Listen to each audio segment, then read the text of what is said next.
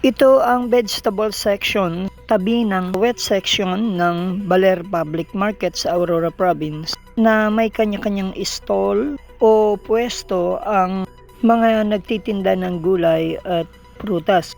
Sila ay nasa humigit kumulang 100.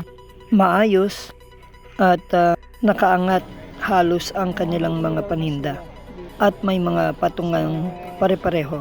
Dangan nga lang ay puno na at meron pa rin sa ibang gilid nito na lamang nagpepwesto upang sila ay makapagtinda. Sabihin puno na. Sila ay may mga kaukulang papeles o permit mula sa munisipyo, lisensya, at hindi ticketing system lamang. Ang kanilang pagtitinda ay maghapon hanggang gabi o alas 9 ng gabi simula umaga.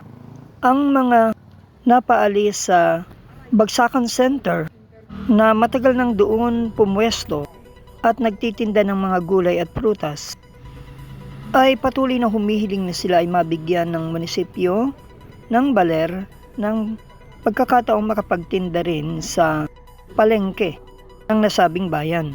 Subalit dito ay wala pa ring malinaw na tugon o kung sila ay mapagbibigyan o may mapepwestuhan. Handa rin di umano silang magbayad ng kaukulang mga lisensya o permit.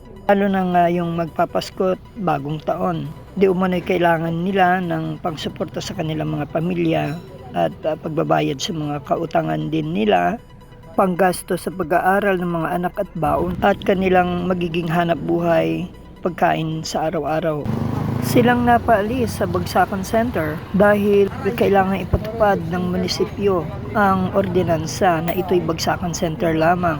Noon pang 2011, hindi pwedeng pang retail o pang tingi, pang farmers o pang traders or yung nagbabagsak lamang at may itinakdang oras. Mayroon din kasing nagreklamo sa tanggapan ng Pangulo ng Pilipinas.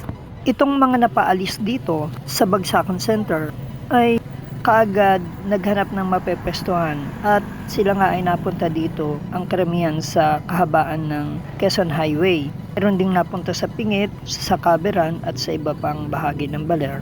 Ang iba ay nagpunta sa ibang bayan sa highway. Kahapon nga ay naipasara na uli ng munisipyo ang pagtitinda ng mga magugulay na nasa Quezon Highway dahil sa kawalan ng permiso at kasagabalan sa trapiko. Bunsod na rin ang reklamo ng mga tao, ang ilan na ipinaabot sa munisipyo. Pasko ay ang pagbabago sa buhay ng tao. May balita mula sa langit, pag-asa ng buhay lalapit. Anak ng Diyos ay paririto at magiging tao. Liwanag ng bukang liwayway, sa gisag ng may bagong buhay. Pasko ay ang pagbabago sa buhay ng tao.